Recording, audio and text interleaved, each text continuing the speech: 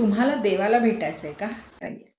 देवाला भेटण्याचे अनेक मार्ग आहेत आणि ते मार्ग नेमके काय असतात, कसे असू शकतात ना, त्याच्यासाठी खास हा आजचा विषय आहे. तर मंडळी, हा व्हिडिओ तुम्हाला शेवटपर्यंत पाहायचा आहे. शेवटी मी खूप खास अशी एक रेमेडी देणार आहे, जी तुम्हाला देवाच्या जवळ सानिध्यात घेऊन जाईल. तर मंडळी, मिस्टिकल एरा या माझ्या चॅनलमध्ये माझ्या सर्व लाडक्या व्ह्यूअर्स अगदी मनापासून स्वागत आहे. तुम्ही छान असाल, मस्त असाल अशी श्री स्वामी समर्थांच्या चरणी कायम प्रार्थना.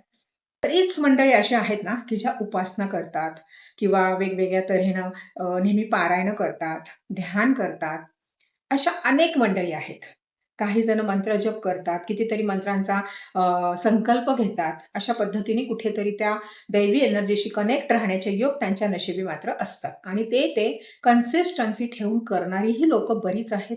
काही लोकांचं असं होतं की आज करतायत, 2 दिवस करतायत, 3 दिवस करतात, पण एक सातत्य राहत नाही. आणि सातत्य न राहिल्यामुळे देव तुमच्यावर नाराज होतो का? तर नाही. एक गोष्ट लक्षात ठेवायची मंडळी, की जेव्हा आपण एखादी उपासना करणार असतो, त्याच्यामध्ये पहिले तर हा नियम घालून घ्यायचा की कन्सिस्टन्सी हवी. दुसरा नियम आहे, जर तुम्ही संकल्प घेतला असेल आणि मग त्याच्यामध्ये खंड पडला, तर तुम्हाला पुन्हा पहिल्यापासून संकल्प घेऊन ती गोष्ट करायची आहे. जी उपासना तुम्ही ज्याच्यासाठी संकल्प घेतला होता, ते करायचं आहे. मागचं अर्धवट सोडण्याच्या आधी तिथे संकल्प सोडायचा आणि भगवंताला सांगायचं की माझ्याकडनं इथपर्यंत जे झालं होतं त्याच्यात खंड पडलेला आहे, तर मी पुन्हा नव्याने संकल्प घेऊन ह्या साधना सुरू करत आहे. पण जी घेतलेली आधीचा जो संकल्प आहे तो मी सोडत आहे, कारण मला दुसरा संकल्प घेऊन ही उपासना चालू करायची आहे. असं करून संकल्प सोडायचा. मग दुसरी उपासना जेव्हा तुम्ही करता, दुसऱ्यांदा ठरवता, तेव्हा त्यात सातत्य ठेवणार असाल तर मग संकल्प घ्यायचा आणि मग ती उपासना चालू करायची. जेव्हा तुम्ही एखादी उपासना चालू करता, तुम्ही पूर्णपणे अंतर्मनामध्ये तुमच्या म्हणजे पाहिलेलं असतं की आपलं हे जे शरीर आहे याच्यामध्ये जो आत्मा आहे, हे तुम्हाला हे सगळं तुमच्याकडनं करून घेत आहे. मग याचा अर्थ नेमका काय आहे? काय असं आहे तुमच्यामध्ये की तुम्ही त्या दैवी ऊर्जेशी आपोआप जोडले जात आहात? मग ते मंत्राने असू दे, किंवा ते उपासनेने असू दे, किंवा ते अनुष्ठानाने असू दे, ते ध्यानाने असू दे, किंवा तुम्ही एखादं पारायण करताय त्याने असू देत. प्रत्येक वेगवेगळ्या गोष्टी आहेत. जेव्हा तुम्ही उपासनेमध्ये एखादी गोष्ट करता, तेव्हा तुम्ही कुठल्या तरी दैवी ऊर्जेशी जोडले जाता. मग दैवी ऊर्जेशी जेव्हा आपण जोडले जातो आणि काही जण आपल्या गरजेसाठी काही उपासना करत असतात, त्यांना काही त्यांचं गोष्टी, कामं अशी पूर्णत्वाला नेण्यासाठी ते करत असतात. काही जण असतात की ज्यांना काहीही नको असतं, मनशांती हवी असते, म्हणून ते उपासना करत असतात आणि त्यांना वाटत असतं त्या ऊर्जेशी आपण जोडलं जावं. काही जण असे असतात की त्यांना फक्त आणि फक्त भगवंताच्या सानिध्यात राहायचं असतं, म्हणून ते काही उपासना करत असतात. पण खरंच देवाला भेटायचं जेव्हा तो योग येतो, त्या क्षणाला मंडळी तुमच्यामध्ये खूप बदल व्हायला लागतात. कारण कुठलीही गोष्ट करण्याच्या आधी जेव्हा आपण आपल्या मनाशी ठरवतो की बस आता खूप झालं, मी छान जगले, मस्त जगले, जे काही माझ्या वाट्याला आलेलं ते मी छान जगून घेतलेलं आहे, वाईट काळही मी माझा सरून गेलेला आहे आणि तेव्हा मला बळ मात्र माझ्या भगवंताने दिले आणि मी त्यातून बाहेर पडलेली आहे. जेव्हा तुमच्या चेतना या गोष्टीसाठी जाग्या होतात की बस आता भगवंताच्या भेटीची ओढ लागलेली आहे आणि मला माझ्या भगवंताला भेटायचं आहे, त्यावेळेस तुम्ही काय करता? ध्यान हे एक वेगळी होतो. पण जेव्हा हे सगळंही करायची जी इच्छा आपल्याला होते ना, तुमच्या आतल्या चेतनाच तुम्हाला ते सगळं करण्यास भाग पडतात. याचं कारण आहे बोध. तुम्हाला त्या गोष्टींचा बोध होतो की हे मला केलंच पाहिजे. का बोध होतो? तुम्हाला स्वतःला आतून ते आवाज येतात की बस आता मला हे करायचं आहे. तीच ती वेळ असते जेव्हा तुम्ही भगवंताला भेटण्याची तयारी करत असता. भगवंत आधी तुम्हाला ना त्यांना भेटण्यासाठी पूर्णपणे तयार करतो. तुम्हाला ना, तुम्ही पहिले जे असाल, तुमचा पहिला स्वभाव पहा. तुम्ही आपला आत्ताचा स्वभाव पहा. जे आता तुम्ही अध्यात्मामध्ये पूर्णपणे स्वतःला वाहून घेतलेला आहे. अशा लोकांनी आपला आधीचा स्वभाव पाहायचा आणि आताचा स्वभाव याची सांगड घालून पाहायचं. काय आहे नेमकी ही सांगड? तुम्ही आधी वेगळ्या स्वभावाने होता, आता तुम्ही वेगळ्या स्वभावाने आहात. भगवंत तुम्हाला तयार कसं करतो, तो तुम्हाला छोट्या छोट्या गोष्टींनी फरक नाही पडून देत. म्हणजे पहिले तुम्ही जर छोट्या गोष्टीवर रिॲक्ट होत असाल, तर आता खूप मोठ्यातली मोठी गोष्ट जरी घडली ना, तरी तुम्ही रिॲक्ट होत नाहीत. तुम्हाला असं वाटतं की ठीक आहे, झालं, झालं ते गेलं. गंगेला मिळालं, असं तुम्हाला वाटायला लागतं.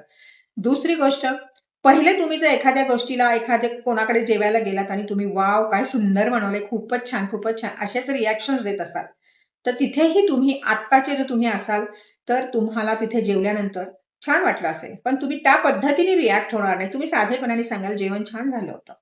इतकंच तुम्ही साधेपणाने त्या गोष्टी सांगू शकता. तुम्हाला तुमच्या अवतीभोवती खूप गर्दी आता नकोशी वाटेल. तुम्हाला कुठेच जावंसं वाटणार नाही. तुम्हाला नातेवाईक पण नकोसे वाटायला लागतील. म्हणजे तुम्ही आपोआप त्यांना टाळायला लागाल. तुम्ही कारणं द्याल. तुम्हाला कुठल्याच गोष्टींमध्ये आता रस वाटणार नाही. तुम्हाला फक्त आणि फक्त मला हे वाचायचंय, मला ही उपासना करायची, मला देवळात जायचंय, मला एकटं बसायचंय, मला ध्यान करायचंय. हे हळूहळू तुम्हाला वाटायला लागेल. तुम्हाला कुठले शोकच उरणार नाहीत. म्हणजे याचा अर्थ असा नाहीये की तुम्हाला वैराग्य येणार आहे किंवा तुम्ही संन्यासी होणार आहात. याचा अर्थ असाही नाहीये. जसा मी मगाशी एक शब्द वापरला, की तुम्हाला बोध होतोय आपोआप प्रत्येक गोष्टीचा, की काही जण फक्त बोलण्यापुरते बोलतात, की शेवटी काय सगळं नश्वर आहे. पण त्या नश्वरतेची जाणीव, तो बोध मात्र आपल्याला व्हायला लागतो. आणि आपण कुठेतरी आपल्या भगवंताच्या चरणी रममान होतो. आपण तिथे सगळा वेळ घालवण्याला आपलं भाग्य समजायला लागतो. रॅदर आपल्याला ते आवडायला लागतं. त्यामुळे जेव्हा तुम्हाला भगवंताला हवे असते, की तुम्ही त्याच्या जवळ यावं, तुम्ही त्याच्या सानिध्यात यावं ना, त्यावेळेस तो भगवंतच तुम्हाला तयार करायला लागतो. एका छोट्या-छोट्या गोष्टींनी तयार करायला लागतो. तुमच्यामध्ये ते एक वेगळं चैतन्य निर्माण करतो, की तुम्हाला सगळं भगवंताच्या चरणी जे तुम्हाला म्हणतो ना आपण सेवा करावीशी वाटते, ती सेवा तुम्ही आपोआप करायला लागाल. कारण आयुष्यामध्ये बऱ्याच गोष्टी हवेशा वाटतात आपल्याला. त्या सगळ्या आता तुम्हाला न्यून वाटतील. म्हणजे असं वाटतं ठीक आहे. एवढं काही तुम्हाला खाण्याची खूप आवड असेल, तर तुम्ही तेव्हा जगण्यासाठी खायला लागा. खाण्यासाठी नाही जगणार. तुमच्या जी चव आहे आपल्या जिभेची, तर ती पूर्णपणे तुमच्या मनाला तृप्त आधीच करून शांत झालेली असेल. ती फक्त तुम्हाला आता मला खायचंय बस दॅट्स इट. ह्या आविर्भावात तुम्ही राहाल. पहिले तुम्ही खूप वेगवेगळ्या गोष्टींनी म्हणजे स्वतःचं मन शांत केलं असेल, खाऊन पिऊन सगळं झालं असेल. पण आता ती गोडी वाटणार नाही. जे पहिलं तुम्ही करत होता ती गोडी आता तितकीशी वाटणार नाही. कुठल्या शॉपिंगची गोडी वाटणार नाही. साधे-सुधे कपडे घालावेसे वाटतील आणि जास्त भडक कपडे तुम्हाला आवडणार नाहीत. झोपण्याच्या आधी तुम्ही देवाला व्यवस्थित प्रेयर कराल. सकाळी उठल्यावर तुम्ही देवाला हात जोडाल. म्हणजे ह्या ज्या चेंजेस तुमच्या लाईफमध्ये चालू होतील, याचाच अर्थ आहे की देव तुम्हाला तयार करतोय. देवाला तुम्हाला भेटण्यासाठी देव स्वतः तुम्हाला या गोष्टीपासून, या वासनांपासून जरा लांब-लांब करतायत. कारण देवाला माहीत आहे तुमच्यामध्ये ते पोटेन्शियल आहे. देवाला माहीत आहे की तुमच्यात एक वेगळी ऊर्जा आहे. तुमच्यामध्ये एक वेगळी हिलिंग पॉवर आहे. तुम्ही जे आज आहात ते फक्त आणि फक्त त्या भगवंताची मर्जी आहे की तुम्ही त्या वाटेवर निघालेले आहात. तो बोध तुम्हाला झालेला आहे. ते चैतन्य तुमच्यामध्ये आलेलं आहे की तुम्ही एका वेगळ्या वाटेवर पुढे जात आहात. आणि तिथे तुम्हाला देव नक्की भेटणार आहे. आणि कसं देव तुम्हाला भेटणार आहे, देवाचं अस्तित्व कसं असेल, तर मंडळी जेव्हा तुम्ही ध्यानाला बसता ना, तेव्हा जेव्हा आपण डोळे मिटतो, तेव्हा आपला थर्ड आय चक्र म्हणजे आपलं हे चक्र आहे, थर्ड आय चक्राच्या आतमध्ये बघा तुम्हाला वेगळे वेगळे कलर दिसायला लागतील. आणि ते कलर जेव्हा सगळे व्यवस्थित सगळे कलर तुम्हाला दिसतील, पण जेव्हा व्हायलेट कलर दिसायला लागेल आणि पांढरा कलर जेव्हा तुम्हाला दिसायला लागेल, तेव्हा समजायचं की आपण परफेक्ट वेवर आहोत. म्हणजे आपण परफेक्ट वाटेवर आहोत. आपण देवाला भेटण्याच्या अगदी जवळ आहोत. आणि हळूहळू तुमच्या आसपास जिथे जिथे तुम्ही जाल, तिथे तिथे तुम्हाला सुगंध यायला लागेल. वाऱ्याची झुळूक तुम्हाला टच करून निघून जाईल. आणि हे जे आहे ना, हेच आहे देवाचं अस्तित्व. देव कधीही डोळ्यांना दिसत नसला तरी मनाला स्पर्श करून जातो. आणि हेच आहे देवाचं अस्तित्व. देव तुम्हाला तुमच्या जवळ येऊन एखादी सूचना करून जातो. देव तुम्हाला नजरेसमोर अशा वेगवेगळ्या सूचना आणतो आणि त्या सूचनांमध्ये तुम्हाला त्याचे अर्थ समजून घेण्याची ताकद देतो. याचाच अर्थ की तुम्ही देवाच्या सानिध्यामध्ये गेलेले आहात. तुम्ही देवाच्या जवळ गेलेले आहात आणि देव तुम्हाला आपलंसं करतो.